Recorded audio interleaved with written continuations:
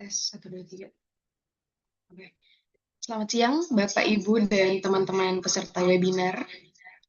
Salam sejahtera untuk kita semua. Selamat siang. Pertama-tama yang kami hormati, Bapak Dr. Vincentius Mendrova, SHMH, selaku Direktur Pudipes Training Center.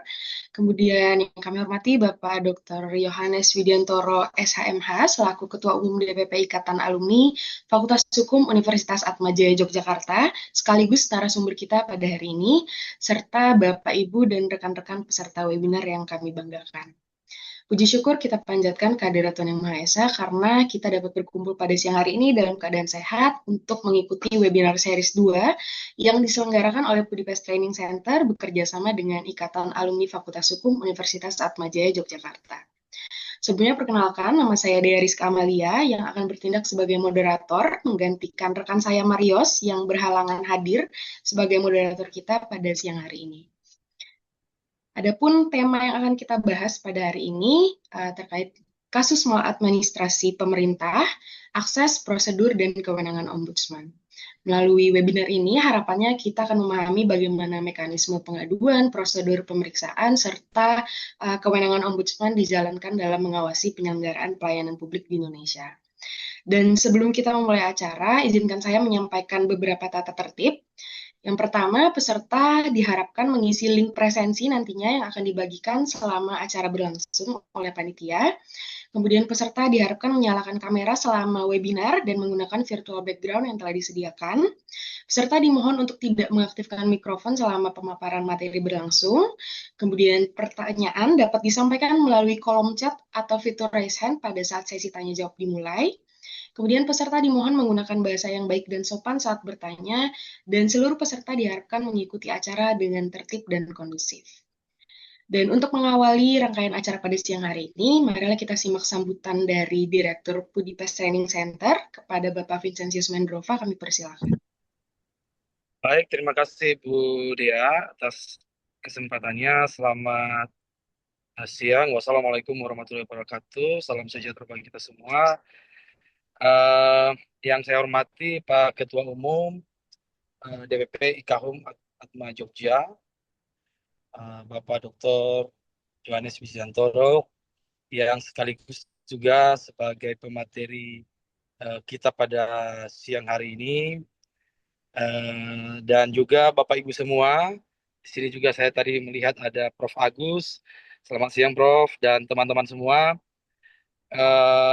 Ini kegiatan merupakan kegiatan webinar series ya, yang dilaksanakan seminggu sekali atau 1 kali dalam 2 minggu setidak-tidaknya.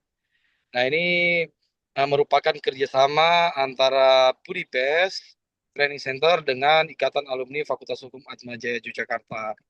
Tujuannya apa? Webinar ini bagaimana kemudian isu-isu terkait dengan hukum, baik sifatnya isu yang teoritis maupun isu yang berkaitan dengan praktek, kita sharing untuk apa namanya penguatan pemahaman kita berkaitan dengan isu-isu yang diangkat dalam webinar ini.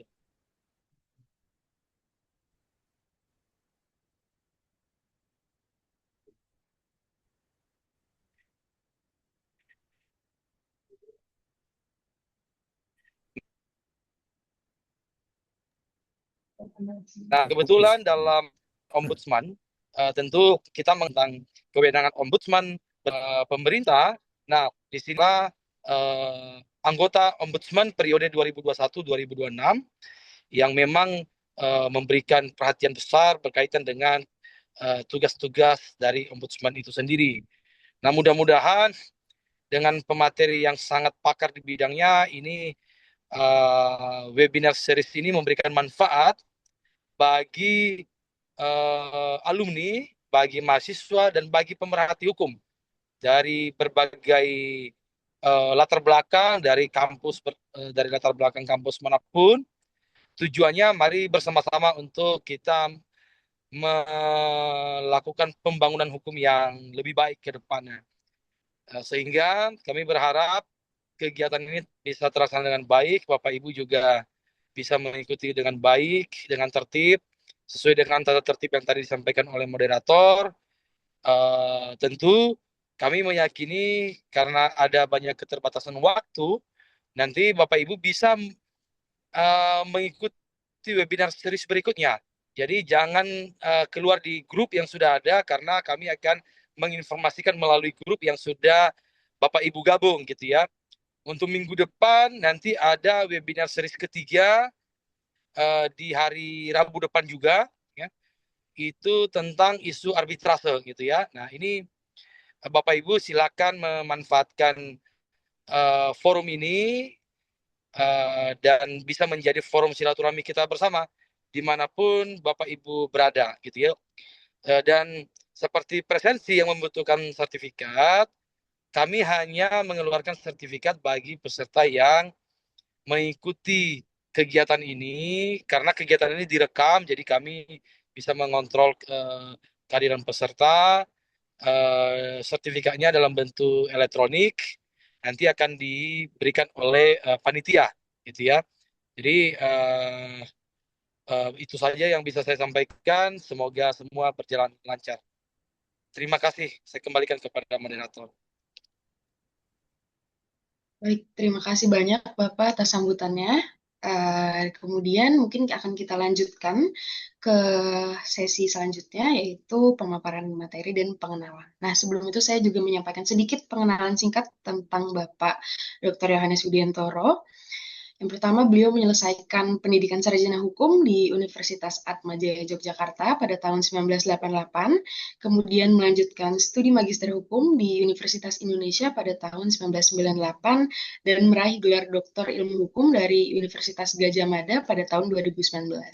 Saat ini beliau merupakan dosen tetap di Fakultas Hukum Universitas Atmajaya Yogyakarta dengan bidang kajian meliputi hukum perlindungan konsumen dan hukum hak asasi manusia, di mana beliau juga telah menghasilkan kajian, riset, serta berpartisipasi dalam berbagai forum ilmiah, baik di tingkat nasional maupun internasional. Selain sebagai akademisi, beliau juga aktif dalam berbagai lembaga, diantaranya menjadi anggota dan ketua Lembaga Konsumen Yogyakarta, serta komisioner Lembaga Ombudsman Swasta DIY. Saat ini beliau menjabat sebagai anggota Ombudsman Republik Indonesia periode 2021 sampai 2024. Baik, demikian sedikit pengenalan tentang pemateri kita pada hari ini. Dan untuk mempersingkat waktu kepada Bapak Yohanes Widiantoro, waktu dan tempatnya kami persilakan, Pak. Baik, terima kasih Mbak Dea. Assalamualaikum warahmatullahi wabarakatuh. Shalom, Om Swastiastu, Namo Buddhaya, salam kebajikan. Selamat siang, yang saya hormati Pak Dr. Vincentius Mendrova selaku Direktur Udipes Selamat siang. dan juga semua peserta webinar series kedua pada siang hari ini. Sebelum saya mulai, saya ingin meralat dulu apa yang disampaikan Mbak Dea bahwa posisi saya sebagai anggota Ombudsman Republik Indonesia baru berakhir ya di awal bulan lalu ya di awal bulan lalu. Jadi saat ini saya sudah tidak lagi menjadi anggota Ombudsman setelah saya bertugas selama 5 tahun. Ya, jadi mungkin teman-teman juga pada mengikuti bahwa periodisasi saya ini sejatinya berakhir di Februari 2026.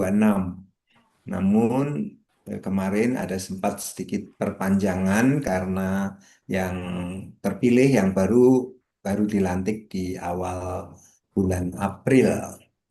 Ya, jadi memang saya tidak dalam kapasitas sekarang ya sebagai anggota Ombudsman, tapi saya akan sharing sebagai yang pernah ada di Ombudsman Republik Indonesia selama kurang lebih 5 tahun. Baik, Bapak Ibu dan teman-teman peserta dimanapun berada, pada kesempatan yang baik ini saya ingin apa namanya disclaimer dulu lah ya. Jadi karena memang salah satu bagian tugas kami dulu di Ombudsman itu memang melakukan apa yang namanya kegiatan diseminasi, sosialisasi, dan seterusnya. Maka sejatinya harus saya katakan bahan-bahan yang saya siapkan pada siang hari ini juga merupakan bagian dari apa yang dulu ketika saya di Ombudsman memanfaatkan ini semua ya untuk kepentingan diseminasi dan memenuhi berbagai undangan dari berbagai pihak. Maka mohon maaf sebelumnya saya disclaimer dulu kalau apa secara penampilan gitulah kira-kira ya. Nanti slide demi slide mungkin tidak ada konsistensi lah istilahnya ya. Jadi apa namanya eh, formatnya tidak seragam ya. Tapi mudah-mudahan itu tidak mengurangi apa esensi ya dari substansi yang ingin saya sharingkan pada siang hari ini. Baik, boleh kita mulai dari slide yang pertama. Jadi saya hanya akan membagi apa namanya paparan ini menjadi 6 bagian ya, lebih tepatnya 5 malah. Dari awal,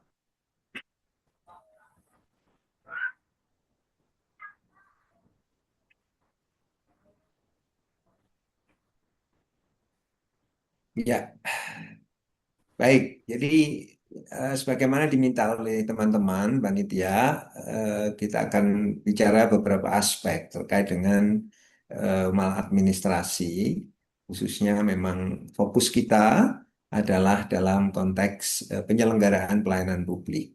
Dan nanti bagaimana positioning ombudsman dalam konteks mengawasi ya penyelenggaraan pelayanan publik itu terkait juga dengan akses masyarakat yang dapat melaporkan menjadi pelapor atau istilahnya yang mengadukan gitu ya penyelenggaraan pelayanan publik yang diduga ada maladministrasi, bagaimana prosedurnya dan juga apa kewenangan tugas fungsi ombudsman.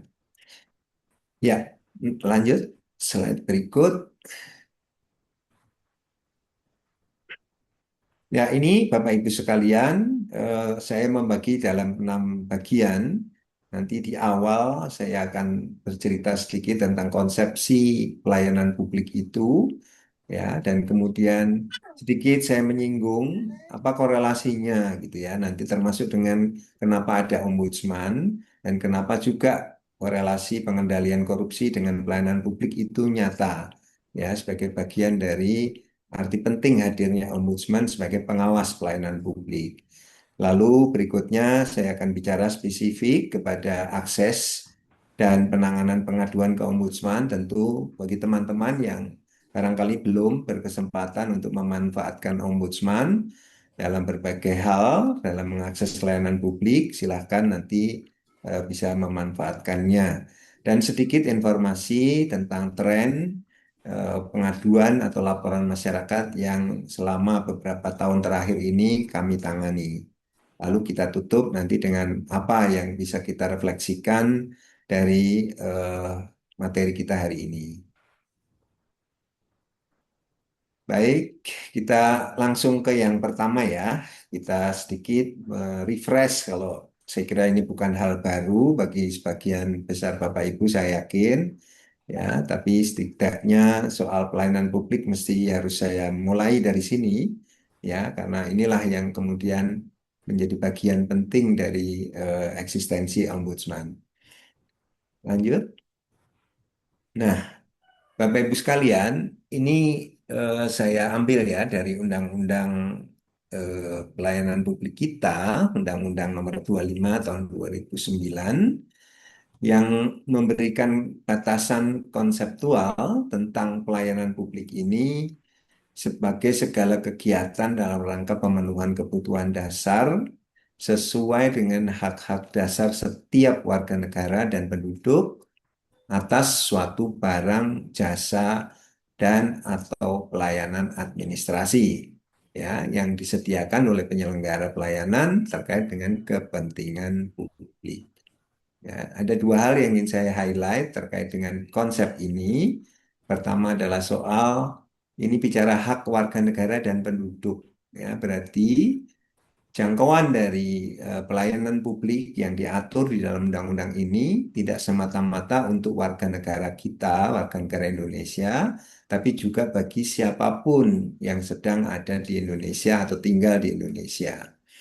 Ya, itu yang pertama. Lalu yang kedua, saya kira kita lihat bahwa memang ini ada tiga komponen yang masuk dalam ruang lingkup pelayanan publik, yaitu komponen barang, jasa, dan administrasi. Ya, nah, saya ke asas-asas sekarang. Bapak Ibu bisa melihat bahwa dalam konteks penyelenggaraan pelayanan publik, ya, ini ada berbagai macam asas yang memang sudah dituangkan di dalam Undang-Undang Pelayanan Publik, di mana penyelenggara pelayanan publik itu terikat ya untuk memperhatikan dan mengimplementasikan prinsip-prinsip atau asas ini, mulai dari kepentingan umum, kepastian hukum, kesamaan hak, keseimbangan hak dan kewajiban, persamaan perlakuan atau tidak diskriminatif, fasilitas pada mereka yang kelompok rentan, kemudian kecepatan, kemudahan, keterjangkauan, keterbukaan, profesionalitas, partisipatif, akuntabilitas, dan ketepatan waktu. Jadi luar biasa secara konseptual ya, asas-asas pelayanan publik ini sejatinya sudah menjadi semacam eh, barometer ya untuk bisa melihat seberapa jauh kemudian praktek penyelenggaraan pelayanan publik itu ya menggambarkan atau mencerminkan asas-asas ini atau tidak. Nah, disitulah nanti ya Ombudsman sebagai lembaga negara yang diberi tugas mengawasi ya itu tentu juga bekerja dengan landasan asas-asas pelayanan publik ini diantaranya ya. Nah, ada catatan khusus juga di slide sebelah kiri bawah ini bahwa memang ada juga perhatian khusus pada teman-teman masyarakat yang sekiranya memang butuh apa yang kita sebut dengan affirmative action, yaitu eh, perlakuan yang khusus untuk supaya mereka juga mendapatkan akses ya terhadap pelayanan publik kita, ya, yaitu mereka yang memang dikategorikan sebagai kelompok rentan atau mereka yang punya hambatan ya atau keterbatasan dalam mengakses pelayanan publik dalam berbagai hal. Itu juga merupakan hal yang tentu Bapak Ibu sekalian peserta juga sangat memahami karena kita juga sudah punya undang-undang penyandang disabilitas ya itu salah satu apa anggota masyarakat kita yang dalam banyak hal mendapatkan eh, semacam tindakan afirmasi yang harus diperhatikan juga oleh para penyelenggara pelayanan publik. Baik, lanjut. Nah, ini tadi Bapak Ibu sekalian ruang lingkup ya yang terkait dengan pelayanan publik ya itu ada barang publik, jasa publik, ada pelayanan administrasi. Dan ini menyangkut hampir semua sektor ya. Sektor-sektor yang terkait dengan barang jasa administrasi publik itu ada di berbagai bidang kehidupan mulai dari pendidikan, pengajaran, pekerjaan, usaha, tempat tinggal, komunikasi, informasi, kesehatan, perhubungan, energi, jaminan sosial, dan lain-lain. Ya, jadi memang ini juga menegaskan nanti bahwa pengawasan ombudsman juga ini sungguh luar biasa coverage-nya ya, jangkauannya itu ke seluruh ya bidang kehidupan yang terkait dengan tiga komponen pelayanan publik ini. Ya, jadi tidak semata-mata administrasi, tapi juga bagaimana ya penyelenggara pelayanan publik dalam penyediaan barang publik dan jasa publik. Lanjut. Nah, ini contoh saja untuk sekedar apa merefresh ya bahwa sebenarnya ya setiap orang ini bahkan ya tidak hanya mereka yang istilahnya golongan masyarakat menengah ke bawah, tetapi kita semua, ya setiap warga negara, setiap penduduk itu pasti mengakses barang-barang publik ini, ya sebagai bagian dari hal yang kalau kita memberi perhatian lebih pada golongan masyarakat menengah ke bawah atau mereka yang punya keterbatasan mengakses, tentu itu bagian dari tanggung jawab pemerintah ya untuk bisa memastikan bahwa barang-barang publik ini lebih-lebih ya itu yang memang apa namanya disubsidi ya oleh negara, oleh pemerintah tentu itu menjadi bagian dari tugas pemerintah untuk memastikan satu keterjangkauan, ketersediaan ya tentu bagi masyarakat yang paling membutuhkan. Lanjut, itu contoh barang publik. Nah, jasa publik juga demikian. Saya kira dari layanan kesehatan, layanan pendidikan, layanan keamanan, ketertiban, pelayanan hukum termasuk tentunya. Ya, jadi kalau teman-teman lawyer selalu juga berhubungan dengan proses penegakan hukum dalam melakukan advokasi atau pemberian bantuan hukum, saya kira juga kita mengakses jasa publik yang diberikan oleh aparat penegak hukum ya dan juga jasa publik yang lain di berbagai bidang transportasi ya angkutan baik darat laut udara dan juga soal kebutuhan-kebutuhan pokok yang tersedia di pasar dan seterusnya ya ini hanya contoh saja. Baik, lalu yang slide berikutnya ini contoh dari pelayanan administratif ya.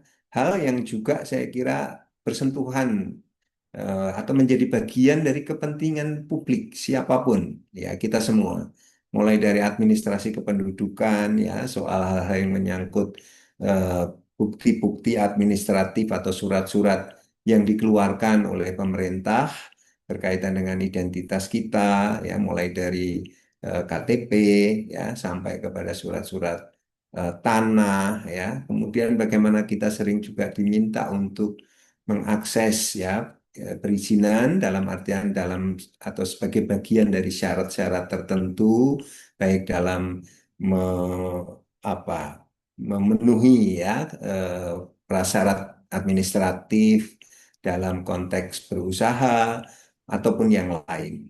Saya kira setiap orang memang selalu bersentuhan dengan pelayanan administratif. Nah, ini menjadi bagian juga dari ruang lingkup pelayanan publik kita. Lanjut. Nah, sekarang saya masuk ya sedikit saja bagaimana gambaran pelayanan publik ketika kebijakan atau program pengendalian korupsi itu tidak berjalan dengan baik atau lemah. Nah, mari kita lihat slide berikutnya dengan data saja ya. Nah, ini data yang dirilis oleh World Bank ya oleh Bank Dunia yaitu data rata-rata skor pengendalian korupsi periode 2014 sampai 2023 ya. Nah, apa yang bisa kita lihat dari data ini ya, Bank Dunia menggunakan skala minus 2,5 sampai plus 25 ya atau 2,5. Jadi makna dari skala ini ketika pengendalian korupsi itu lemah, maka ya otomatis korupsi akan tinggi. Sementara kalau pengendalian korupsi itu kuat, maka korupsinya pasti rendah. Nah, data menunjukkan kita ada di ya itu Bapak Ibu bisa melihat ya Indonesia ini skop ASEAN dulu ya, skop ASEAN saja maksud saya. Dibandingkan dengan negara-negara tetangga, kinerja kita di Indonesia ini relatif ya hampir mirip bandingannya dengan Filipina dan Vietnam. Ya, sedikit lebih baik dari Myanmar. Ya, namun nah ini tertinggal jauh dari Malaysia, Singapura, dan Brunei. Ya, yang ada di tiga besar di atas. Ya, nah Singapura terutama ya konsisten dengan di atas dua skalanya. Nah, ini tentu data yang dapat kita pegang ya sebagai mana karena yang merilis adalah lembaga World Bank yang relatif ya memiliki apa namanya indikator yang dapat dipertanggungjawabkan dalam merilis data ini. Nah, kalau kita lihat kendali atau pengendalian korupsi yang lemah, pada akhirnya memang akan meningkatkan kemungkinan pengambilan keputusan yang bersifat diskresioner, ya. Misalnya dalam perizinan, ya, pemberian subsidi dan bantuan sosial. Ya, ini bagian dari konsekuensi kalau ada pengendalian korupsi yang lemah, sangat mungkin memunculkan tindakan-tindakan yang bersifat diskresioner yang ya kecenderungannya nanti bisa menjadi tindakan-tindakan yang koruptif. Nah, dampak selanjutnya tentu adalah kualitas layanan menjadi bervariasi di berbagai daerah. Ya, ini konteks yang lain ini, yaitu ketika kita melihat ya, dan setidaknya ini juga sudah menjadi rahasia umum, ketika penunjukan manajerial lebih didorong oleh loyalitas daripada kompetensi. Nah, pelayanan publik juga sangat dekat dengan persoalan kompetensi. Bagaimana penyelenggara sungguh-sungguh paham, tahu, dan punya keterampilan terkait dengan tugas fungsi dia sebagai penyelenggara pelayanan publik. Namun, lagi-lagi, kalau kemudian petugas atau pejabat yang bersangkutan itu bertanggung jawab dalam penyelenggaraan layanan publik bukan karena kompetensinya, maka akan sangat mungkin ya pelayanannya pun juga akan tidak sesuai dengan harapan masyarakat. Nah, itulah semua yang kemudian membuat gitu ya sampai hari ini maladministrasi itu cenderung masih banyak terjadi. Ya, kenapa? Karena kemudian kita menyinggung ya tiga aspek penting dalam penyelenggaraan pelayanan publik yang baik, yaitu soal integritas ya, yang sampai hari ini relatif masih rapuh ya, prosedur yang kadang-kadang harusnya simpel, sederhana, tapi kemudian terkesan rumit atau malah itu diciptakan sedemikian rupa sehingga rumit ya, dan transparansi ya yang rendah. Nah, ini beberapa hal yang kenapa saya menyinggung eh, pengendalian korupsi itu bagian tak terpisahkan sebenarnya dari peningkatan kualitas penyelenggaraan pelayanan publik ya, termasuk di Indonesia. Lanjut. Nah, ikutannya Bapak Ibu sekalian, kalau kita bicara soal maladministrasi itu kemudian sesuatu yang bersifat menggejala, ya, atau banyak terjadi, maka dengan sendirinya kualitas penyelenggaraan pelayanan publik juga akan turun. Dan, nah ini yang mungkin sungguh berisiko ya, kalau sampai muncul ketidakpercayaan publik ya terhadap pelayanan publiknya di negaranya sendiri dia tidak percaya. Nah, ini kan sesuatu yang tentunya siapapun yang memerintah ya, siapapun yang memegang kendali pemerintahan, saya yakin semuanya membutuhkan yang namanya public trust ya. Nah, tingkat kepatuhan yang rendah ini ya pada umumnya ditampakkan di antaranya ya itu tidak patuh pada SOP ya, lemahnya pengawasan internal. Nah, Bapak Ibu saya kira tahu bahwa pengawasan itu ada internal, ada eksternal. Ombudsman ini adalah lembaga negara pengawas eksternal. Jadi sebenarnya penyelenggaraan pelayanan publik di dalam tubuh penyelenggara itu ada pengawas, ya, ya pengawas internal. Ya, itu bisa eh, atasan langsung ya ataupun juga kalau ada di sebuah organisasi pemerintahan yang besar ada eh, apa namanya inspektorat ya ada inspektorat. Nah, itu pengawasan internal biasanya lemah. Nah, justru karena lemah itulah kemudian pengawas eksternal sepertinya memang masih diperlukan. Selanjutnya, ketidaktegasan dalam pemberlakuan sanksi.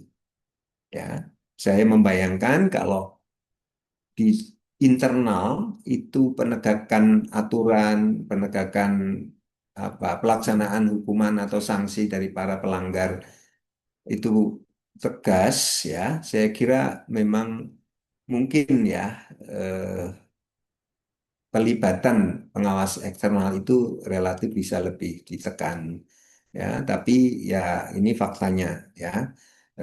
Masih banyak ya fakta-fakta yang menunjukkan bahwa sanksi di internal itu relatif tidak lemah atau tidak tegas. Nah, selain itu, kalau kita lihat dari konteks maladministrasi yang tinggi, memang kemudian juga ada berbagai perilaku tindakan-tindakan yang cenderung ya eh, melanggar gitu, atau ya namanya juga maladministrasi, seperti tindakan pungli. Ya, pungli saya kira ini sebuah fenomena yang klasik ya, dalam bahasa saya itu kita bicara pungli itu sudah ya katakanlah sudah sejak zaman Orde Baru lah ya. Tapi ya setelah kita masuk ke reformasi yang lebih dari 25 tahun, kita masih bicara pungli juga.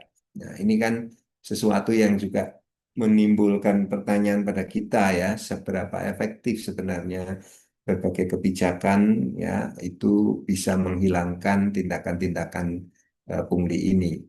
Lalu penundaan pelayanan, ya ini juga eh, terkait juga dengan nanti tidak hanya soal individu yang bersangkutan sebagai petugas, tetapi bisa juga ini karena persoalan yang sistemik. Ya. Lalu penyalahgunaan wewenang, ya saya kira ini juga salah satu hal yang ditegaskan juga di Undang-Undang ORI, Undang-Undang 37 tahun 2008. Salah satu ya kategori maladministrasi itu penyalahgunaan wewenang.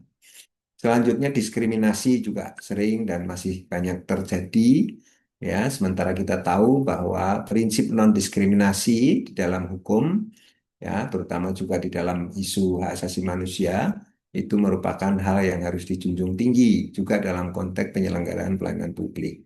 Ya, tadi kita lihat juga ada di asas-asas pelayanan publik di Undang-Undang Pelayanan Publik.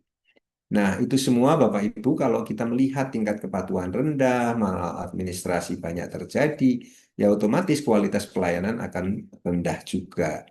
Maka dampak ikutannya pasti kepercayaan masyarakat juga akan rendah, keluhan akan meningkat, ya setidaknya hari ini kalau kita bicara keluhan itu mungkin tersalurkan lewat kanal-kanal yang semestinya secara formal, tapi juga banyak yang kemudian beredar luas melalui media-media sosial, ya dengan berbagai macam kreativitas tanda petik ya dari netizen hari ini dalam menyampaikan keluhan-keluhan atas apa yang dia lihat dalam penyelenggaraan pelayanan di negara kita.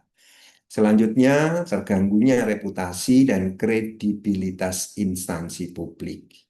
Ya, ini pasti menjadi sebuah konsekuensi yang logis karena publik juga akan menilai ya, seberapa jauh instansi tersebut kemudian bisa menampakkan kinerjanya ya dalam penyelenggaraan pelayanan publik kepada masyarakat. Baik, selanjutnya kita akan masuk ke ini yang kemudian saya katakan memperkuat apa yang tadi saya sampaikan ya. Ketika kondisi maladministrasi tinggi ya, kepatuhan rendah, maka otomatis publik itu punya persepsinya sendiri ya. Padahal publik satu sisi itu punya ekspektasi ya yang tinggi kepada penyelenggara pelayanan publik. Dia itu punya ekspektasi untuk mendapatkan pelayanan yang berkualitas. Ya, tapi apa daya kemudian dia menemui fakta di lapangan, sering menjumpai para penyelenggara itu melakukan tindakan pungutan liar, pelayanannya tidak jelas prosesnya, ya ketidakjelasan persyaratan yang diperlukan, lamban atau berbelit-belit dan macam-macam hal yang lain. Yang itulah sesuatu yang seringkali nantinya akan berujung pada aduan atau laporan masyarakat. Selanjutnya, nah saya akan masuk sekarang ke posisi ombudsman dan kaitannya dengan tugas, fungsi, kewenangan dia dalam pengawasan penyelenggaraan pelayanan publik. Nah, sebelumnya, slide berikutnya, saya akan menyinggung soal histori dulu ya. Secara umum, dan ini terjadi juga di banyak negara, ketika dia melahirkan ombudsman, secara teoritik, memang pertumbuhan negara-negara demokratis itu dikatakanlah di 3 dekade terakhir gitu ya, atau 4 dekade terakhir itu sudah mulai banyak sekali tumbuh ya negara-negara yang tadinya lahir dari autokrasi ya, dari sistem penyelenggaraan pemerintahan yang berpusat ya pada seorang kepala negara atau pimpinan dari negara tersebut dengan berbagai ragam tata kelola ya, muncullah gerakan-gerakan internasional yang kemudian juga sampai ke negara kita dengan reformasi tahun 98 ya, dan kita pun kemudian mengamandemen Undang-Undang Dasar, dan kemudian lahir juga ombudsman di tahun 2000, nanti akan saya lihat ya, di tahun 2000 persis di awal-awal era reformasi. Ya, kenapa? Karena memang di era negara demokratis dituntut itu yang namanya pengawasan sebagai satu hal yang penting untuk memastikan bahwa pemerintah sebagai penyelenggara negara itu benar-benar bisa menjalankan tugas fungsi perannya secara bertanggung jawab. Ya, nah disitulah juga ada irisan dengan upaya-upaya untuk mencegah tindakan-tindakan koruptif. Ya, maka selain ada kita punya ombudsman, kita punya KPK, ya, dan kita juga punya lembaga-lembaga pengawas eksternal lain yang khusus diberi tugas untuk mengawasi penyelenggaraan pemerintahan baik di ranah eksekutif, legislatif maupun yudikatif. Nah, goalnya tentu ya, harapannya dengan kelembagaan-kelembagaan pengawasan ini, termasuk dengan adanya ombudsman, seharusnya tercipta ya kepuasan masyarakat dalam mengakses pelayanan publik. Ya, itu gagasan idealnya ya dari dibentuknya ombudsman.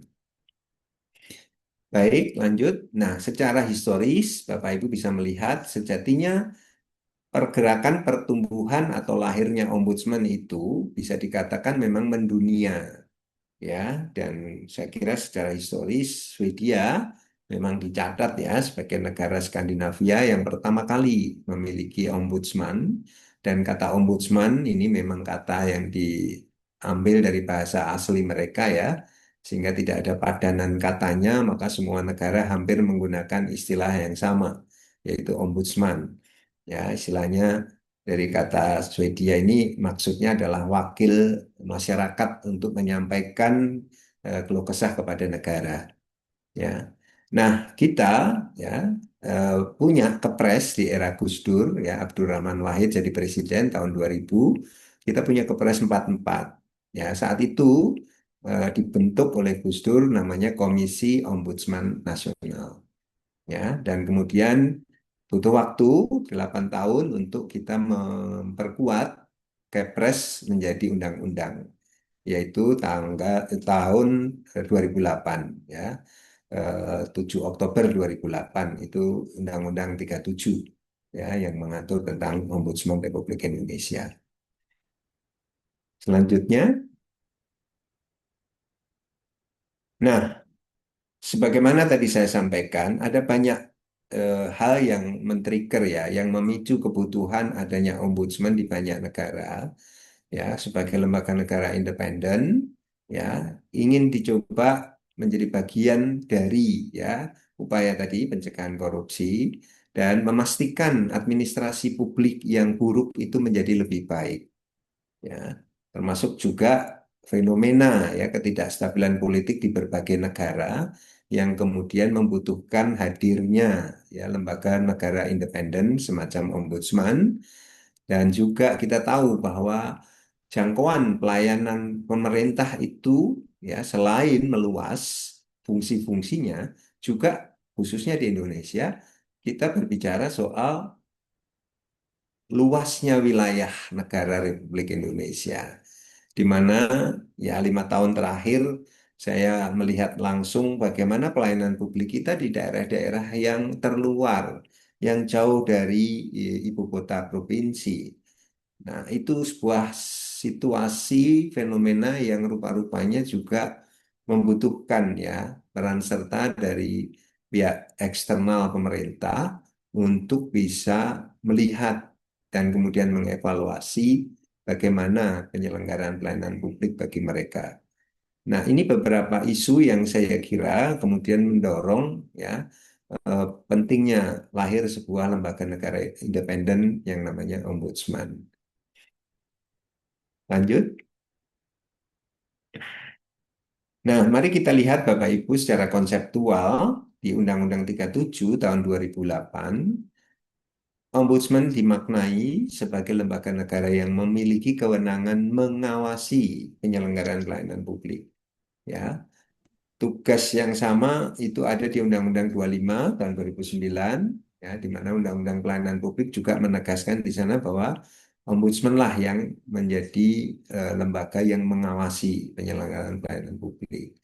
Nah, siapa aktor-aktor penyelenggara pelayanan publik? Saya kira di konsep ini jelas disebut mereka adalah penyelenggara negara, ya, kemudian pemerintah, baik itu yang pusat maupun di daerah, termasuk BUMN, BUMD, BHMN, bahkan badan swasta atau perorangan yang memang secara khusus diberi tugas menyelenggarakan pelayanan publik tertentu, ya, yang ini sebagian atau seluruhnya bersumber pendanaannya dari anggaran pendapatan dan belanja negara atau APBD, ya, APBN atau APBD. Nah, itu eh, menjadi jelas siapa aktor-aktor penyelenggara pelayanan publik yang menjadi sasaran tugas pengawasan dari Ombudsman. Ya, tentu Bapak Ibu bisa melihat ya terlalu banyak memang yang harus diawasi. Ya, kita bicara pemerintah saja, pemerintah itu dari pusat sampai ke tingkat desa, ya, itu belum kita bicara BUMN, BUMD dan seterusnya.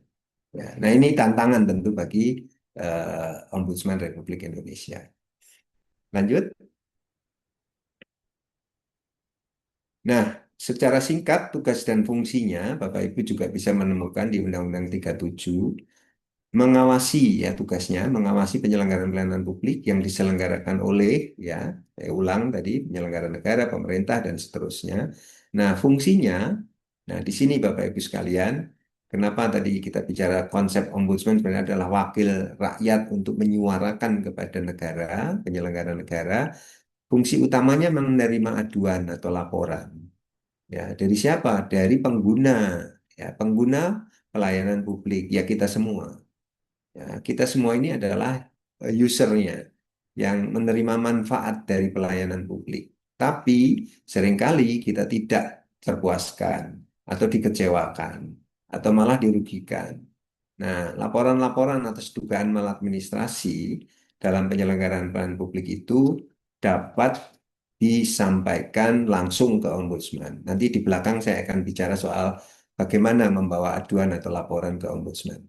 Lalu melakukan pemeriksaan substansi atas laporan. Tentu ini menjadi fungsi berikutnya setelah menerima laporan, lalu kita cek secara substantif, ya, laporan ini memang menjadi bagian dari otoritas kita, lingkup kewenangan ombudsman atau tidak. Kalau iya, kemudian kita tindak lanjuti dengan investigasi, ya, pemeriksaan lebih lanjut. Dan termasuk juga kami ombudsman saat itu ya, dan sampai hari ini di Undang-Undang 37 itu memang juga diberi fungsi investigasi atas prakarsa sendiri atau istilahnya on motion. Jadi tanpa ada aduan, tanpa ada laporan, ombudsman itu bisa bergerak, merespon terjadinya dugaan maladministrasi dalam satu peristiwa penyelenggaraan pelayanan publik. Ya, nanti di belakang akan saya contohkan ya apa yang secara inisiatif pernah dilakukan ombudsman dalam merespon satu isu yang mendapat perhatian publik terutama. Lalu melakukan koordinasi dan kerjasama dengan lembaga negara dan lembaga pemerintah lain, ya, serta lembaga kemasyarakatan, bahkan juga perseorangan, lalu membuka atau membangun jaringan kerja, melakukan upaya pencegahan. Nah, ini tugas lain, fungsi lain Bapak Ibu, selain menerima laporan yang butir G, ya, ini upaya pencegahan, ya. Maka di internal ombudsman tuh ada fungsi penerimaan laporan, aduan, ada fungsi pencegahan, ya, melakukan upaya-upaya bagaimana supaya maladministrasi tidak banyak terjadi di penyelenggaraan layanan publik kita. Plus tugas-tugas lain yang tentunya diberikan oleh berbagai peraturan perundangan. Next. Nah, setelah kita bicara tugas fungsi, sedikit tentang kewenangan, ini nyangkut ya, nyambung langsung dengan fungsi kita di Ombudsman. Setelah kita menerima aduan, tentu ya, kemudian kita menindaklanjuti. Kewenangan kita adalah meminta keterangan secara lisan ataupun tertulis kepada pelapor, terlapor, atau pihak lain yang terkait. Ya, itu yang tentu menjadi bagian dari tindak lanjut Ombudsman dalam merespon laporan masyarakat, termasuk juga memeriksa keputusan, surat menyurat, dokumen-dokumen yang ada pada pelapor ataupun terlapor. Ya. Nah, di sini Bapak Ibu sekalian bisa merasakan ya bahwa pada saat Ombudsman memasuki wilayah-wilayah ya administratif ya surat menyurat, keputusan atau dokumen apapun yang ada di pihak terlapor. Nah, di situ dinamikanya yang seringkali dihadapi oleh ombudsman. Tidak semua terlapor kooperatif ya atau seling kemudian berlama-lama juga ya. Itu bagian dari dinamika bagaimana kesiapan ya aparatur penyelenggara pelayanan publik merespon dan kemudian membuka diri ya pada ombudsman untuk menjalankan tugas kewenangannya ya, meminta klarifikasi dan seterusnya, termasuk melakukan pemanggilan, ya, jika perlu. Kemudian kita meminta ya bantuan kepada aparat kepolisian sekiranya ada terlapor yang istilahnya tidak mau hadir. Ya, nah ini sejauh pengalaman saya 5 tahun di Ombudsman, ya eh, kebetulan belum pernah ya kita meminta bantuan aparat untuk menghadirkan seorang terlapor. Ya, ini juga bagian dari bagaimana Ombudsman harus punya pendekatan yang lebih persuasif ya untuk berharap supaya pada pihak terlapor itu kooperatif. Ya, lalu juga menyelesaikan laporan lewat mediasi, konsiliasi. Ya, ini juga dimungkinkan Ombudsman memainkan peran sebagai mediator, sebagai konsiliator. Ya, termasuk juga membuat rekomendasi mengenai penyelesaian laporan, termasuk rekomendasi untuk membayar ganti rugi, ya, dan atau rehabilitasi kepada pihak yang dirugikan. Nah, terakhir, kewenangan ombudsman adalah mempublikasikan ya apa yang perlu diketahui masyarakat ya terkait dengan apa yang sudah dilakukan, apa yang terjadi untuk menjadi bagian dari pembelajaran publik dan demi kepentingan umum. Next. Nah, ini Bapak Ibu, kalau berulang-ulang tadi saya bicara maladministrasi, ya, bicara maladministrasi ini eh, memang tadi ya satu fenomena yang sebenarnya terkait dengan perilaku ya atau perbuatan dari penyelenggara pelayanan publik ya khususnya eh, lembaga-lembaga di lembaga-lembaga negara dan pemerintahan ya ketika dia melakukan tugasnya sebagai penyelenggara layanan ya mulai dari pertama penyimpangan prosedur. Jadi dalam banyak hal, kalau kita bicara administrasi pemerintahan, ya penyelenggaraan pelayanan, pada umumnya memang ada SOP, ya, ada standar operating procedure, ya, tapi seringkali itu disimpangi. Lalu melampaui wewenang, ya, menunda pelayanan sehingga berlarut-larut, ya, kita menyebutnya penundaan berlarut. Ya, kalau menunda masih dalam batas wajar dengan alasan yang dapat dipertanggungjawabkan, saya kira itu masih bisa diterima. Tapi kalau kemudian ini sudah sangat berlarut, nah ini pasti ada yang salah di situ. permintaan imbalan, ya, menggunakan wewenang untuk tujuan lain, ya, kemudian kelalaian, ketidakpatutan, diskriminatif, pengabaian kewajiban hukum, dan juga berpihak. Nah, ini ragam maladministrasi yang dapat menimbulkan kerugian material maupun imaterial bagi pengguna layanan. Nah, ini yang tentu eh, pekerjaan ombudsman pertama-tama ketika menerima aduan dan laporan, dalam prosesnya kemudian nanti ujungnya ada dua, ditemukan ada maladministrasi atau tidak ditemukan ada maladministrasi. Ya, nah kalau tidak ditemukan ada maladministrasi, ya berarti sudah selesai, ya, ditutup kasusnya. Tapi kalau ada, nah kemudian kami memberikan apa yang namanya corrective action, tindakan perbaikan yang harus dilakukan oleh penyelenggara pelayanan publik. Dan itu kita monitor. Ya, dalam waktu tertentu, 1 bulan, 2 bulan, kita monitoring, kita pastikan rekomendasi atau corrective action yang kita berikan itu dijalankan. Ya, nah itu gambarannya bagaimana kemudian ketika sudah ditemukan maladministrasi, ya pihak yang merasa dirugikan pun akan juga bisa melihat ada atau tidak ya upaya-upaya perbaikan yang dilakukan oleh pihak terlapor. Ya, sampai ujungnya nanti kalau mereka istilahnya mbalelo tetap tidak mau melakukan apapun sebagaimana yang kita sampaikan untuk perbaikan, nah baru di ujung nanti jika perlu diterbitkan yang namanya rekomendasi. Nah, rekomendasi itu sudah semacam eh, puncak ya atau produk akhir dari ombudsman. Nah, ini tergantung ini siapa terlapornya di level mana ya, rekomendasi ini akan sampai pada atasan yang bersangkutan. Ya, kalau di level kementerian ya pasti akan sampai presiden. Ya. Oke, next slide. Nah, ini Bapak Ibu sampai hari ini belum berubah saya kira. Ombudsman tersebar di banyak daerah di Indonesia, terutama di ibu kota provinsi. Ini sebagai kantor-kantor perwakilan dari Ombudsman RI ada di 34 provinsi, meskipun kita tahu sudah ada 4 provinsi baru di Papua ya, tapi eh, apa namanya, Ombudsman sepertinya belum memiliki cukup sumber daya untuk membuat kantor baru di provinsi baru. Ya.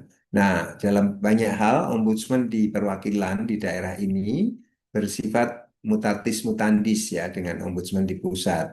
Jadi tugas fungsi kewenangannya itu sama ya.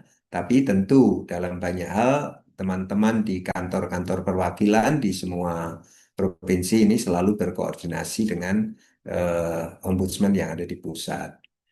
Nah, yang menarik, Bapak Ibu, di Undang-Undang 37 sebenarnya ada mandat juga, ombudsman dapat mendirikan perwakilan ombudsman di kota atau kabupaten itu, ya. Tapi ya ini sejauh saya mengikuti memang sepertinya ombudsman membutuhkan sumber daya yang lebih besar ya untuk bisa hadir di tingkat kabupaten kota, ya. Karena saya juga merasakan kalau kita ada di sebuah kabupaten yang jauh dari ibu kota provinsi, maka akses masyarakat untuk hadir ke ombudsman juga terbatas. Ya, jadi bisa dibayangkan di provinsi-provinsi yang kepulauan, ya, seperti Kepri, ya, kemudian Maluku, ya, itu kita bisa melihat ya bahwa kehadiran ombudsman di ibu kota kabupaten dan kota itu saya kira memang sangat diperlukan.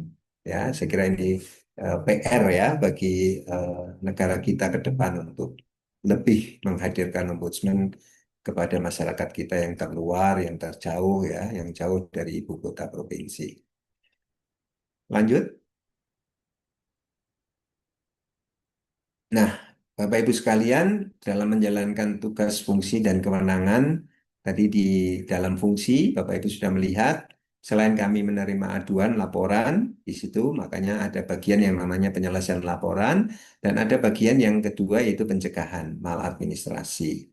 Ya, nah di situ Bapak Ibu bisa melihat Yang bagian penyelesaian laporan ini akan khusus menerima aduan, menindaklanjuti ya, sampai juga melakukan tadi apa inisiatif ya jika melihat ada fenomena atau peristiwa yang membutuhkan kehadiran ombudsman. Di tingkat pencegahan, teman-teman di Ombudsman ini akan banyak melakukan kajian-kajian ya terkait isu layanan publik dalam berbagai bentuk. Ada yang namanya rapid assessment, ada yang namanya systemic review, ataupun juga survei-survei ya untuk melihat seberapa jauh sebenarnya perbaikan penyelenggaraan layanan publik atau masalah-masalah yang masih banyak dirasakan oleh masyarakat. Ya, itu tahap kami dalam konteks pencegahan, mengumpulkan data-data, memotret berbagai macam eh, layanan publik yang ada. Termasuk juga membangun jaringan kerja dengan pihak-pihak di pemerintahan maupun di luar, ya termasuk juga lembaga-lembaga swadaya masyarakat. Ya, harapannya upaya pencegahan itu bisa dilakukan bersama-sama dengan stakeholder yang lain ya, termasuk juga sosialisasi. Nah, semua ini tentu kita berharap outputnya adalah peningkatan kualitas, ya. Nah, ini yang selalu diupayakan ya untuk bisa istilahnya ombudsman memberikan dampak yang nyata, yaitu dalam peningkatan kualitas pelayanan. Lanjut.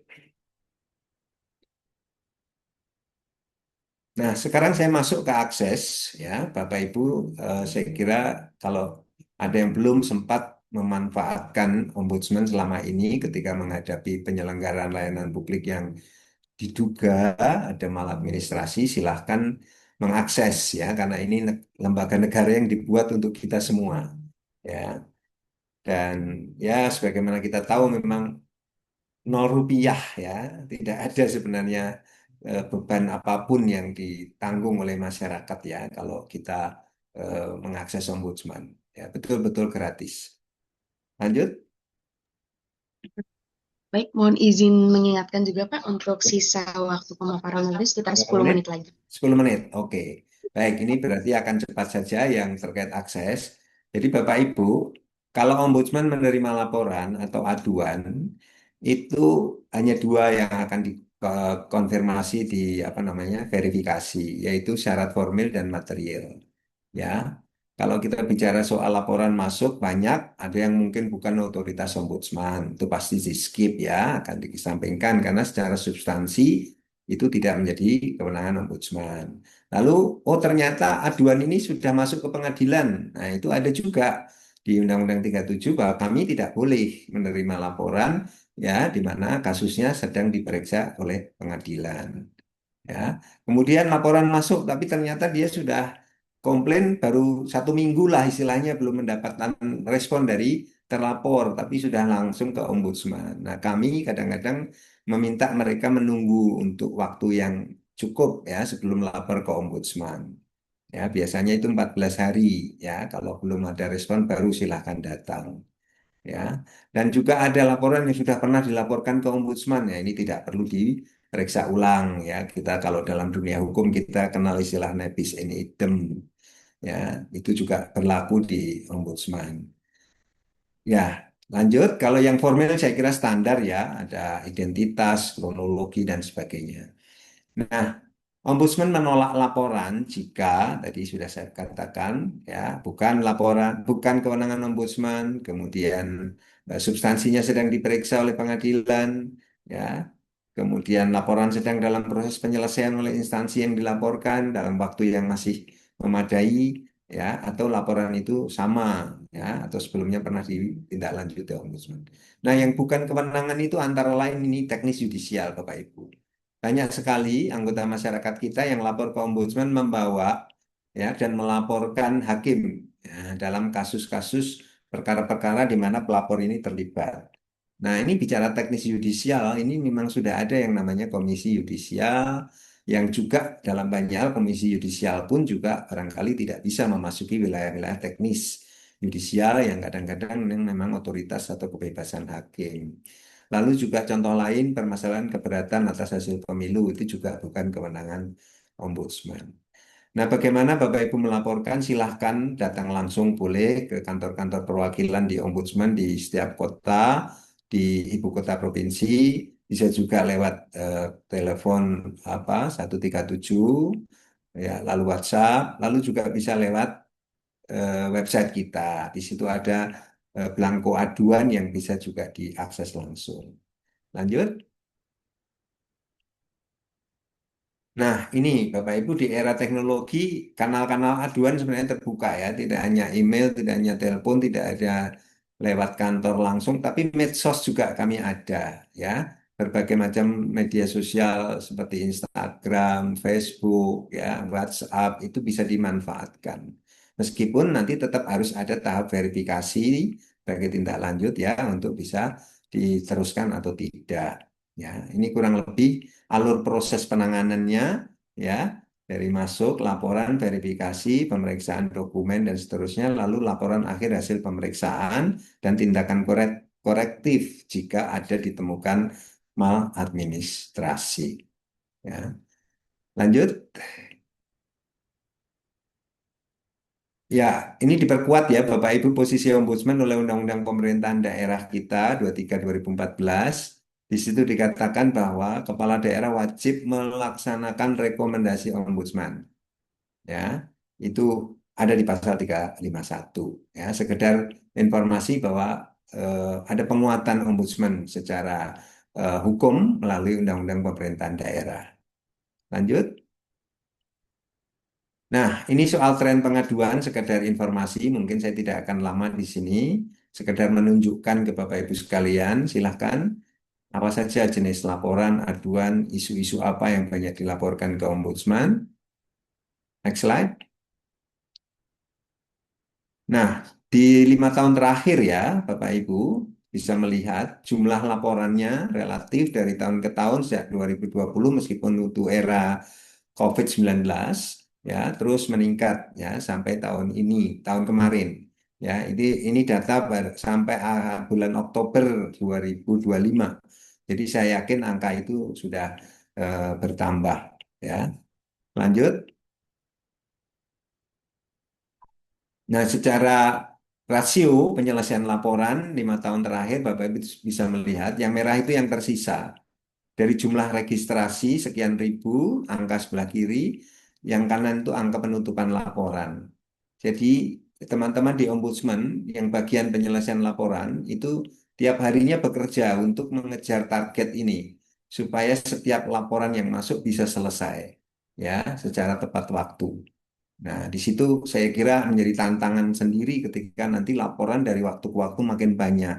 Ya, pasti otomatis akan banyak memberikan apa waktu ekstra ya bagi teman-teman di Ombudsman untuk bekerja lebih cepat gitu. Next. Nah, ini isunya Bapak Ibu secara singkat saja. Yang terbanyak ya terbesar terbanyak 5 tahun ini isu pertanahan tetap menjadi sebuah isu yang apa namanya paling banyak dilaporkan, paling banyak terjadi di seluruh Indonesia. Ya. Lalu yang kedua, dua besarnya adalah kepegawaian, urusan personalia atau aparatur. Ya. Dan yang ketiga adalah kepolisian dan penegakan hukum. Ya. Baru diikuti keempat pendidikan, ya urusan desa, kemasyarakatan, hak sipil politik dan seterusnya. Ya. Nah, ini trennya. Jadi pertanahan memang menjadi salah satu isu yang sangat banyak ya dihadapi oleh masyarakat kita di setiap jenjang ya permasalahan pertanahan kita. Lanjut. Nah, ini sebenarnya saya punya beberapa contoh kasus ya, tapi karena waktu barangkali nanti silahkan Bapak Ibu bisa eh, mempelajari lebih jauh karena ini saya yakin panitia akan membagikan materi ini ya. Ada beberapa kasus yang menarik sebenarnya yang bisa kita diskusikan, tapi karena barangkali mengingat waktu ya, ini contoh-contoh saja, baik di bidang, ini terutama kalau orang hukum tahu persis ya, soal penundaan eksekusi itu sampai hari ini Mahkamah Agung aja pusing ya, ribuan ya, kasus itu belum dieksekusi. Bahkan angka menunjukkan lebih dari 90% putusan PT UN itu juga tidak tereksekusi. Ya. Dan banyak yang masuk ke ombudsman akhirnya gitu. Karena administrasi peradilan tadi Ya, ini layanan administrasi yang kemudian menjadi kewenangan ombudsman. Nah, ini menarik kalau kita diskusikan ya. Ini sudah peradilan bekerja, tapi kok ujung-ujungnya masuk juga ke ombudsman yang di luar peradilan. Nah, ini sesuatu yang memang bisa menarik untuk kita diskusikan. Lanjut saja, mungkin case ini kita lewati saja karena waktu. Terus saja, Mbak. Mungkin saya jam ya, melompat ke catatan akhir saja.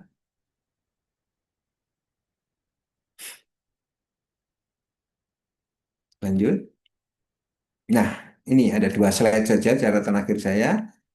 Nah, peran ombudsman dalam negara hukum dan demokrasi, ya. Kalau kita bicara soal bagaimana memastikan ya unsur-unsur komponen-komponen negara hukum kita ini bekerja, memang pengawasan itu dibutuhkan. Dibutuhkan pengawasan termasuk dalam penegakan hukum, termasuk dalam setiap keputusan administrasi. Ya, saya kira memang bagaimanapun juga kita sebagai pemegang kedaulatan rakyat, ya memang harus bisa memastikan ya penyelenggara dalam hal ini para aparat penegak hukum kita, para pejabat publik kita, ya itu memang harus selalu dan senantiasa diawasi. Nah, ombudsman mengambil peran sebagai pengawas eksternal di situ. Ya, maka peran pengawasan ini juga sekaligus sejatinya kalau disadari oleh semuanya ya, sejatinya ombudsman ini membantu loh, membantu pemerintah, membantu penyelenggara negara ya untuk mereka bisa bekerja sebagaimana diharapkan oleh publik. Ya. Nah, harusnya mereka responsif, harusnya mereka kooperatif. Ya, karena kita tidak sedang dalam rangka mencari kesalahan mereka, tapi kita sedang bagaimana memperbaiki pelayanan mereka. Ya, nah ini dampaknya harusnya ombudsman itu bisa memperkuat demokrasi, meningkatkan kualitas layanan, dan kemudian ada akuntabilitas yang lebih baik, kepercayaan publik meningkat, dan seterusnya. Ya, tentu banyak hal positif yang bisa dihasilkan kalau kita bekerja semuanya ya dalam koridor ya sesuai dengan kewenangan. Terakhir yang bisa saya sampaikan untuk menutup paparan siang hari ini, nanti tentu bisa kita kembangkan dengan diskusi ya. Catatan saya yang terakhir yaitu terkait dengan pelayanan publik itu sendiri. Next slide. Bahwa pelayanan publik yang berkualitas itu hak setiap orang. Bahwa pelayanan publik yang berkualitas harus diwujudkan dan menjadi tanggung jawab penyelenggara pelayanan. Pengawasan atas penyelenggaraan layanan publik menuntut partisipasi aktif kita semua. Maka saya mendorong Bapak Ibu manfaatkan ombudsman ya dengan mengakses ombudsman melaporkan segala sesuatu. Ombudsman nggak ada artinya Bapak Ibu tanpa masyarakat berpartisipasi. Yang terakhir, ombudsman menjadi bagian penting dalam perwujudan pelayanan publik yang berkualitas. Demikian yang bisa saya sampaikan. Terima kasih banyak atas perhatiannya dan tentu dengan senang hati saya membuka diri untuk kita bisa berdialog lebih jauh tentu dengan dibantu oleh moderator kita ya, Mbak Dea ya. Saya kembalikan dulu. Saya akhiri. Wassalamualaikum warahmatullahi wabarakatuh. Selamat siang. Warahmatullahi wabarakatuh. Assalamualaikum warahmatullahi wabarakatuh. Baik, terima kasih banyak Bapak atas pemaparan hari ini yang mungkin sedikit banyak juga membuka wawasan kita semua terkait tupoksi dan kewenangan ombudsman.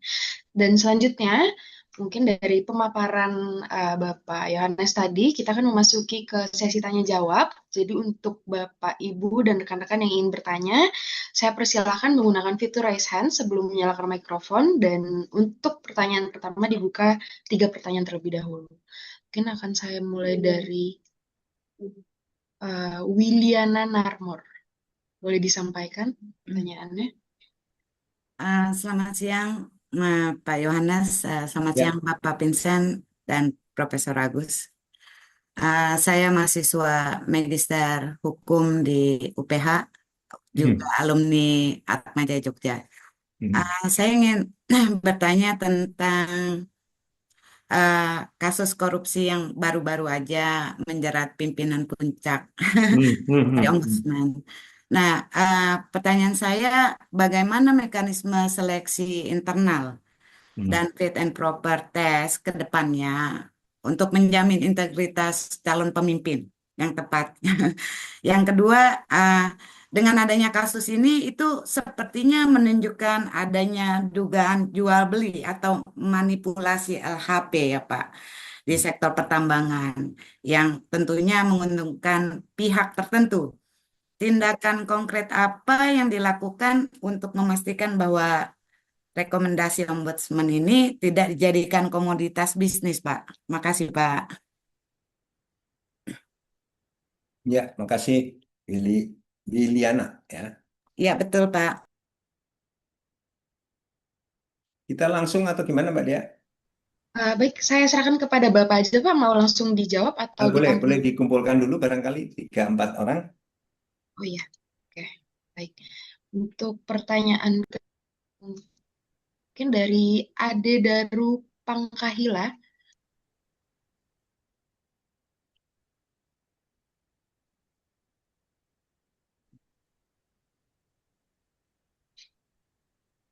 Baik, izin Pak Dr. Wisdiantoro dan moderator, apakah suara saya terdengar dengan baik? Jelas. Silakan Mas. Terima kasih. Terima kasih Pak Dokter.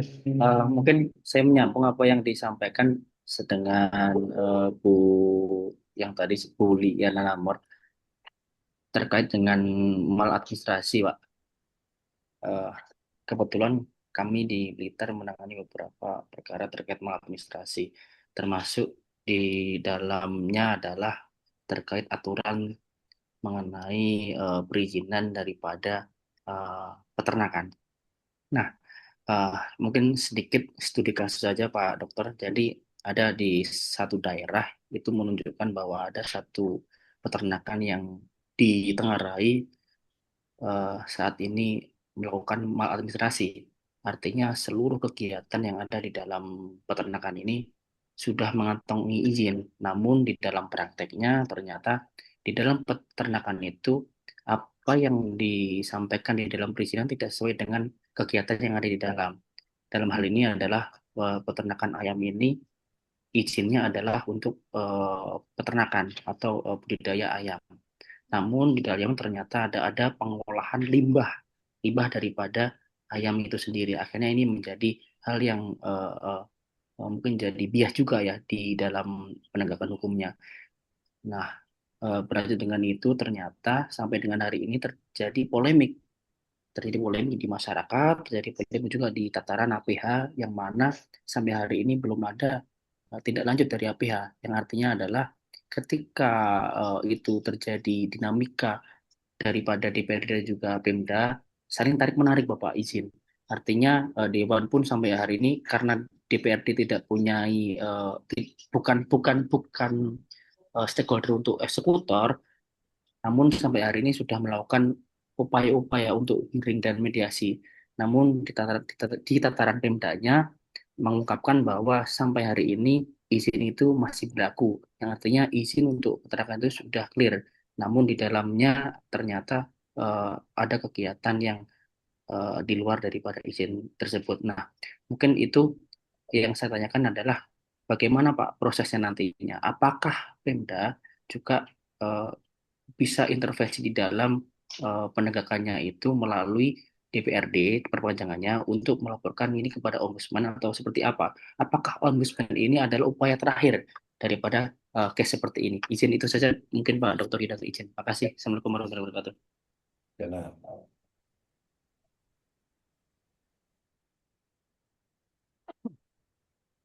Baik, mungkin untuk satu pertanyaan lagi, Pak. Ya, boleh. Oke. Nah, silakan Raja Akbar Maulana.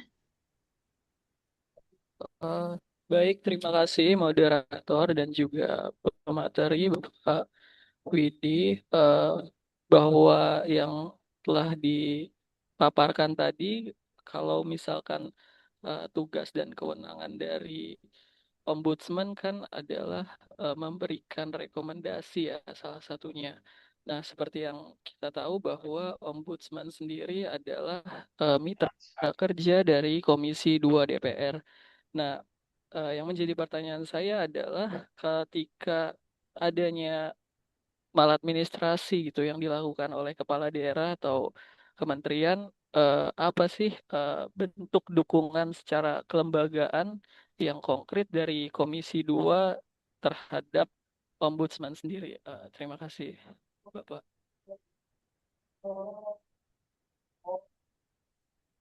Oke, baik. Tiga dulu Mbak Dia. Ya, Bapak, Ya, silakan Bapak. baik. Saya akan langsung merespon. Pertama, tentu terima kasih ya atas tanggapan, pertanyaan, dan respon yang diberikan. Pertama, Mbak Wiliana, ya, ya, eh, nggak ada sekarang yang bisa kita tutup-tutupi ya. Semua sudah terbuka. Ya, ternyata di dalam tubuh ombudsman pun saya sebagai pengawas eksternal terhadap penyelenggaraan layanan publik itu juga tidak terbebas dari apa namanya tindakan-tindakan yang melanggar prinsip-prinsip integritas.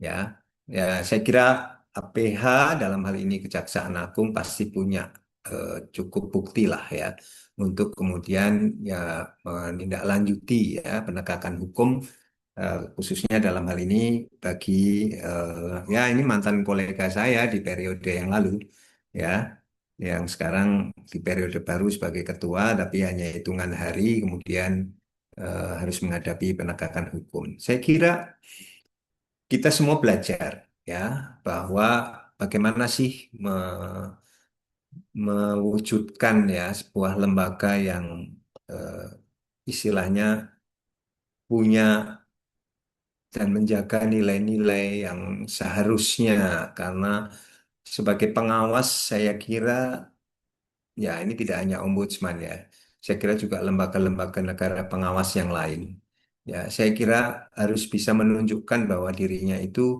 sudah selesai dengan persoalan-persoalan apa kepentingan pribadi dan lain-lain ya yang bisa mengganggu tentunya performance ya dari lembaga itu sendiri.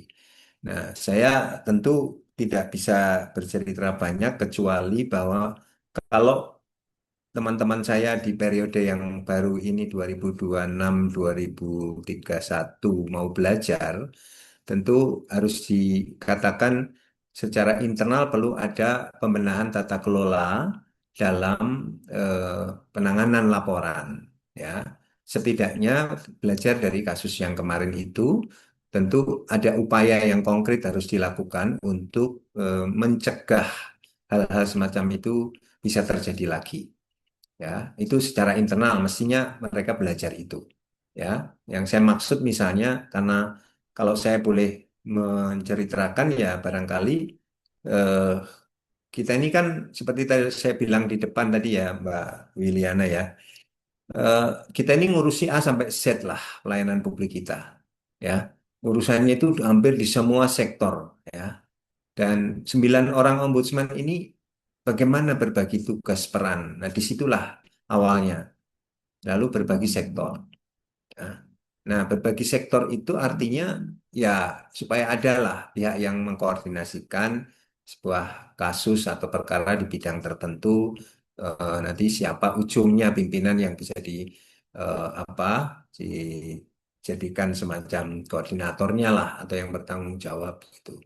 Ya, tapi keluar, nah ini kalau ke dalam sebenarnya tidak ada masalah. Tapi keluar ini kan kemudian bagaimana sebenarnya kontrol ya sesama pimpinan ya. Nah, itu bagian penting saya kira yang bisa saya sampaikan untuk pembelajaran. Ya, dan saya berharap tentu ke teman-teman pimpinan ombudsman yang baru juga sudah melihat itu ya untuk memperbaiki. Ya, tapi soal seleksi, nah ini sesuatu yang memang di luar kita ya, Bu ya. Di luar kita itu artinya ini ya lagi-lagi ini juga tadi nyambung dengan pertanyaan Mas Raja Akbar ya. Kalau bicara soal terakhir kita ini kan uji kelayakannya di DPR ya, khususnya di Komisi 2 juga. Jadi setelah pansel bekerja memilih, lalu ada yang namanya fit and proper di Komisi 2. Ya, kalau saya mau bicara soal apakah ada peran dari pansel, ada peran dari Komisi 2 untuk mencari dan memilih orang yang tepat, ya pasti dong tugas mereka, gitu kan.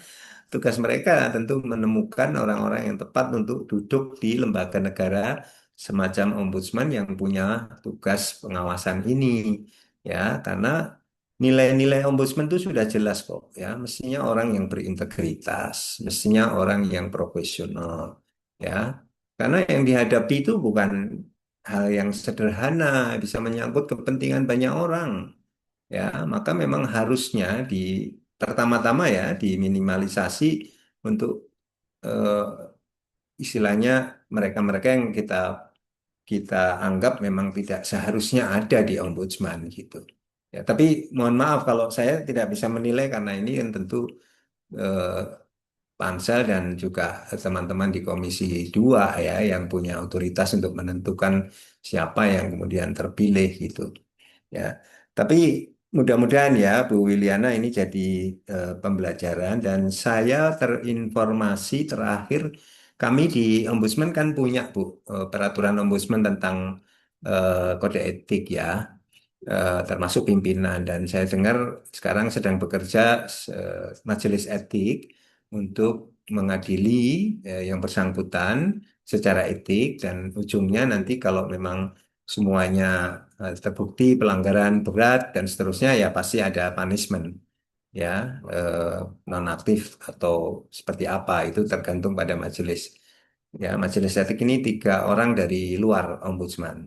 Ya, malah tokoh-tokoh nasional lah ya yang sudah tahu banyak tentang ombudsman. Nah, kita berharap lah itu yang terbaik untuk ombudsman karena harus diakui kasus kemarin ini cukup memukul ombudsman. Teman-teman saya di ombudsman semua terpukul ya karena terus terang memang ikut memberikan dampak yang tidak ringan untuk kemudian bagaimana mengangkat kembali kepercayaan publik ya terhadap ombudsman. Yang kedua ke Mas Ade ini spesifik kasus ya soal ketidaksesuaian antara izin yang diberikan dengan praktek usahanya. Saya kira kalau bicara soal hal ini sejatinya Pemda itu eh, penerbit izin dalam hal ini yang paling punya otoritas seharusnya ya untuk mengambil langkah atau tindakan-tindakan hukum sesuai dengan kewenangannya. Ya, dan tadi sudah diceritakan juga ada tarik menarik, ada polemik di berbagai pihak, di stakeholder di daerah terkait dengan kasus ini, saya kira mestinya ya daerah punya peran untuk bisa segera menyelesaikan persoalan ini. Saya nggak tahu apakah ini sudah sampai ke ombudsman atau belum, tapi kalau memang ada ketidaksesuaian ya antara izin yang diberikan dengan prakteknya, tentu itu bagian dari pelanggaran yang harusnya ada konsekuensi hukumnya yang harus dilakukan oleh pemegang izin ya dalam hal ini pengusahanya. Nah, saya kira eh, bisa kita kalau memang belum dibawa ke ombudsman, bisa saja ya ketika masyarakat mungkin sebagai pelapor merasa terdampak dari apa peternakan tersebut ya bisa saja kemudian yang dilaporkan tentu yang masuk dalam ruang lingkup pengawasan ombudsman mungkin bukan perusahaan itu sendiri ya tetapi bisa jadi dinas ya atau OPD yang terkait dengan perizinan itu. Ya, itu bisa dibawa ke ombudsman. Ya, tentu nanti ombudsman sebagai pihak eksternal ya mungkin akan punya apa ya strategi tersendiri untuk menyelesaikan kasus itu. Ya. Lalu Mas Akbar, ya betul bahwa kemitraan kita dengan Komisi 2 itu secara prakteknya itu kami secara periodik itu ada yang namanya RDP, Mas. Ya. Ada yang namanya rapat dengar pendapat antara mitra-mitra Komisi 2 termasuk Ombudsman ya. Dan di situ ada dinamika dialog, diskusi dan kami secara periodik juga membuat laporan triwulanan kepada Komisi 2 untuk apa yang sudah kita lakukan, apa yang menjadi kendala dan seterusnya. Nah, di situ saya kira eh, mereka terinformasi ya, mereka terinformasi atas apa yang sudah sedang dan akan dilakukan oleh Ombudsman. Ya, tentu kalau itu menyangkut kewenangan DPR untuk juga bisa mendorong tindak lanjut dari apa yang kita temukan, yaitu harapan Ombudsman. Ya, dan selama ini selalu kalau ada masalah-masalah yang cukup strategis yang membutuhkan peran DPR, tentu kami menyampaikan hal itu kepada teman-teman di Komisi 2. Nah, itu. Jadi tidak tidak tidak harus kemudian juga apa namanya jalan sendiri gitu maksudnya ya, karena kita tahu ya dalam banyak hal pembagian peran ya strategis itu juga diperlukan untuk berhasilnya dari tugas-tugas ombudsman. Begitu, Mas Raja Akbar. Terima kasih. Saya kembalikan ke Mbak Dea. Baik, terima kasih Bapak untuk jawabannya. Dan mungkin eh, kalau misalkan kita buka satu pertanyaan lagi Bapak dari chat, Ya. dari kolom komentar, tadi udah ada yang berkomentar. Ini untuk pertanyaan terakhir, saya ambil dari kolom komentar, saya izin bacakan ya Pak.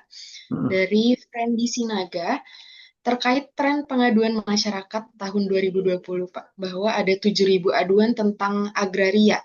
Nah, apakah lebih baik untuk dibuatkan KNUPKA atau mungkin yang dimaksud adalah Komisi Nasional Penyelesaian Konflik Agraria seperti usul pada tahun 2004? Iya, ya, saya kira saya apa ya kalau melihat memang permasalahan pertanahan keagrariaan di Indonesia ini memang kompleks ya, sangat kompleks. Jadi, tapi apakah betul jawabannya kita bikin lembaga baru? Nah, itu yang saya kira perlu apa direfleksikan lagi. Apakah memang mesti ke sana? Karena bagi saya memang di antara sekian banyak persoalan pertanahan ini kan sebenarnya bisa di klaster ya, bisa dikategorisasi. Ya, sebenarnya ini ada di mana sih problem eh, dasarnya dan kemudian langkah-langkah apa yang bisa dilakukan. Tapi secara umum ya, pengalaman saya 5 tahun di Ombudsman menunjukkan bahwa kita ini belum tuntas ya dengan yang namanya apa pembenahan atau istilahnya reforma agraria ya, khususnya dalam konteks administrasi pertanahan kita. Ya, kita belum tuntas. Sementara persoalan demi persoalan terus terjadi. Ya, ditambah lagi isu-isu tentang mafia tanah. Ya, orang-orang yang mengambil manfaat dari ketidakadanya kepastian hukum itu. Ya, di situ banyak orang mengambil manfaat untuk kepentingan diri dan kelompoknya. Ya, sehingga bisa dibayangkan ya ketika masa sih ada orang berhak untuk mendapatkan ganti rugi karena proyek jalan tol, tanahnya terkena, lalu dia harusnya mendapatkan ganti rugi.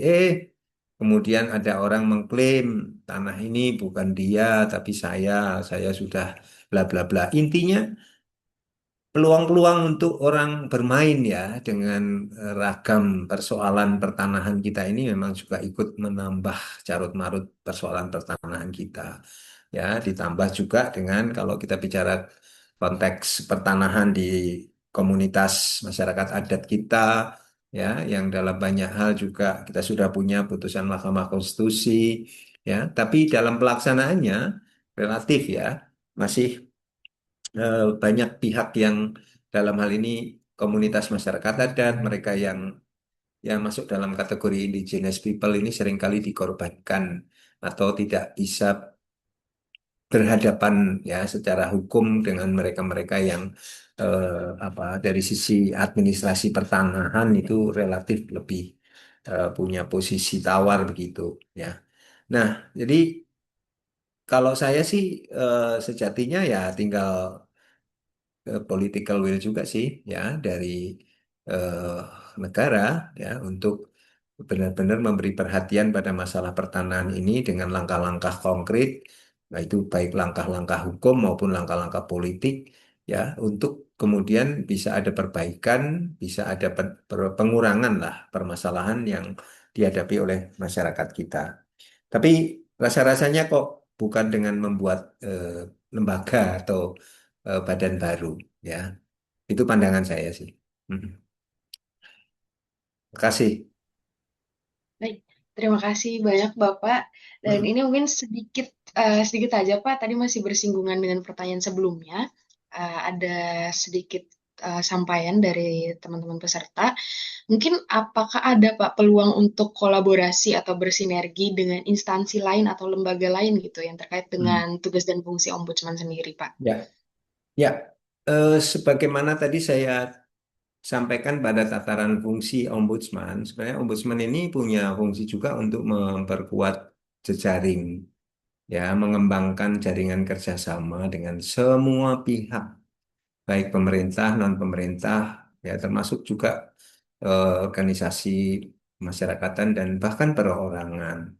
Artinya selama ini dan kebetulan 5 tahun terakhir ini saya juga diberi di internal, ya, diberi tugas untuk mengampu kerjasama baik dalam negeri maupun luar negeri. Dan kami ini memang prinsipnya membuka diri, terbuka untuk siapapun yang mau berkolaborasi dengan Ombudsman untuk berbagai macam kepentingan yang tentunya sejalan, ya, dengan fungsi tugas dari Ombudsman. Jadi silahkan, ya, saya kira teman-teman bisa bersurat, ya, eh, untuk, dan dalam banyak hal kami punya itu ratusan MOU, ya, dengan berbagai pihak, ya, lembaga, kampus termasuk, ya, dan semua pihak yang memang membutuhkan peran serta Ombudsman untuk berbagai hal. Kira-kira itu, Mbak Dea. Baik, terima kasih banyak Bapak untuk jawabannya. Dan untuk Bapak Ibu peserta, mungkin karena keterbatasan waktu, sesi tanya jawab kita cukupkan sampai di sini. Dan mungkin kalau ada pertanyaan lain bisa ditampung dulu dan kita sampaikan untuk di lain waktu mungkin, ya. Dan saya juga berterima kasih banyak Bapak atas jawaban-jawabannya. Dan sebagai penutup, mungkin sedikit yang bisa kita simpulkan dari pembahasan Bapak Yohanes hari ini, bahwa maladministrasi ini memang masih menjadi tantangan utama dalam pelayanan publik, dan mungkin peran Ombudsman Republik Indonesia ini juga menjadi penting sebagai pengawas independen yang tidak hanya menangani laporan masyarakat, tapi juga mendorong pencegahan dan perbaikan dari pelayanan publik itu sendiri. Semoga materi yang kita dapatkan hari ini bermanfaat bagi kita semua. Akhir kata, saya sebagai moderator mengucapkan terima kasih kepada Bapak Yohanes Budiantoro atas ilmu yang telah dibagikan pada hari ini, kepada Bapak Vincentius Mendrova, dan seluruh pihak yang telah mendukung terselenggaranya acara webinar series pada hari ini.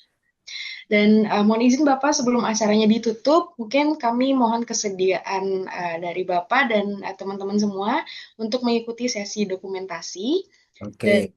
Dan mohon kameranya sebentar dan akan saya pandu, ya.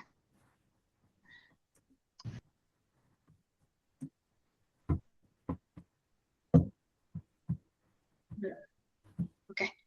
Baik, teman-teman, saya pandu untuk dokumentasi. 1, 2, 3. Sekali lagi. 1, 2, 3. Oke. Baik. Terima kasih semuanya, sehat selalu, sukses selalu. Terima kasih. Terima kasih, Terima kasih Pak Dokter. Terima kasih, Pak. kasih, Terima Dokter. Terima kasih. Baik, Dok. saya selaku moderator mohon maaf apabila terdapat kekurangan dalam memandu jalannya acara. Saya akhiri. Wassalamualaikum warahmatullahi wabarakatuh. Selamat sore dan sampai berjumpa pada webinar series berikutnya. Terima kasih. Terima kasih, Bapak. Ya, terima kasih juga, Mbak. Sampai jumpa. Terima kasih, Pak. Terima kasih, Pak.